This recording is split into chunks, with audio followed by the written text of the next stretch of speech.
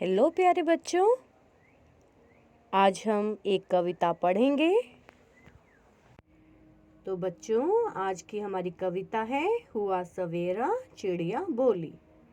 तो चलिए शुरू करते हैं। हुआ सवेरा चिड़िया बोली, बच्चों ने तब आंखें खोली। अच्छे बच्चे मंजन करते, मंजन करके कुल्ला करते, कुल्ला करके मुंह को धोते, मुंह धो करके रोज नहाते, रोज नहाकर खाना खाते, खाना खाकर पढ़ने जाते। तो ये थी हमारी कविता। आपको कैसी लगी? उम्मीद है आपको अच्छी लगी होगी। तो चलिए मिलते हैं एक नई कविता के साथ। थैंक यू बच्चों, बाय बाय।